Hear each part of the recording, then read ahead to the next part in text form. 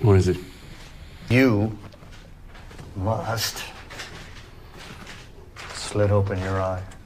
No, I can't do this. Lucas, I can't. you made your decision. You sick fuck! I will give you 30 seconds to do this. Listen, Lucas, he will eliminate you. I am telling you. 5, 4, 3, 2, 1. Now, Would You Rather is a 2012 psychological horror movie that tells the story of Iris. So, your brother, he's quite sick, correct? Who is desperate to save her dying brother. You can help him. She, along with several other desperate individuals, are all unknowingly agreeing to play a game of Would You Rather to solve their financial woes. It's been very formal. It's nice to meet you guys. I'm Iris. But the good news is there must be a winner.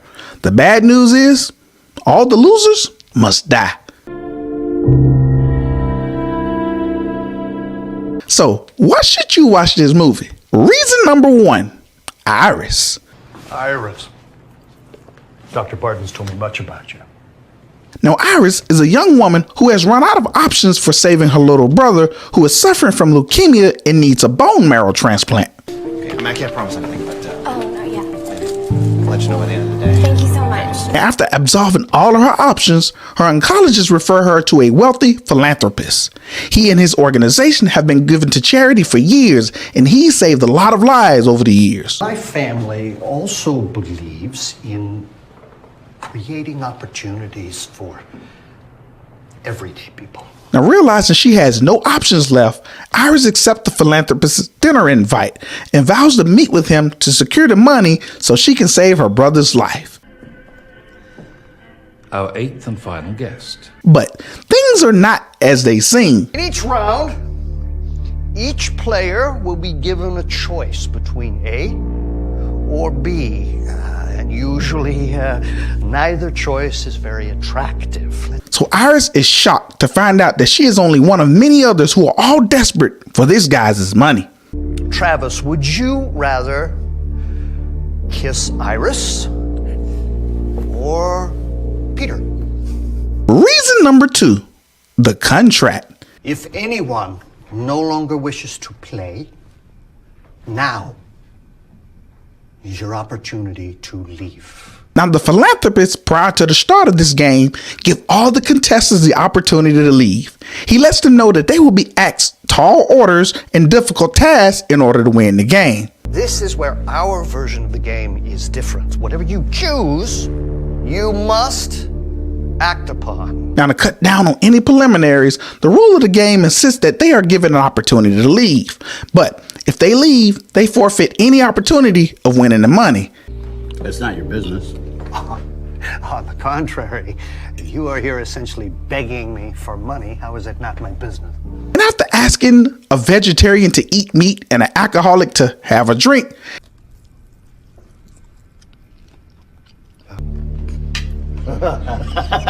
they do so and stay in the game. Just devoured a pile of meat, and she's a devout vegetarian. And you won't drink a little wine. But there's a catch that none of these contestants are keenly aware of. Now, once the game starts, no one is allowed to leave. Now, if they do decide to leave, they will be eliminated. What if someone refuses to make a choice? If you refuse to choose, well, I am afraid that would be grounds for elimination. And when I say eliminated, I mean they will be killed. People, you gonna sit here and you're gonna let this sick, perverted son of a bitch debase you? You were warned. You go to hell, you sick motherfucker! Yes, this game leaves no witnesses. And if you haven't figured out what's going on, this is a deadly, twisted, and sadistic version of Would You Rather. So, Cal, would you rather electrocute yourself, or would you rather electrocute Amy? Reason number 3, the game. What exactly is the game? Yes, this game is not for the faint of heart. This game's main goal is to test a person's limit for what they are willing to do for money. $50,000. At least in theory. Even if they are able to compromise their morals and do basic dares, This decanter of the finest scotch that money can buy. Right now. The dares are heightened, and by heightened, I mean they are asked to risk it all. Blue button is for you. Press the red button if you'd rather zap Amy. And by all, I mean risk losing limbs. You have to light off a firecracker in your hand. But it's not a firecracker, that's a quarter stick.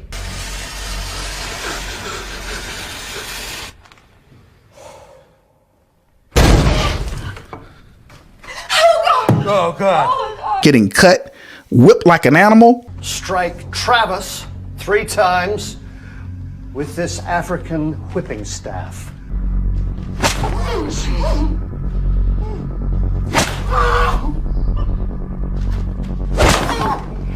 Dismemberments, drownings, and many other twisted concepts imaginable. Go. And you're drowning. And of course, if they choose to wish to leave the game, well, they get eliminated. And by eliminated, I mean shot in the head. How the hell, you sick motherfucker? Reason number 4, the host.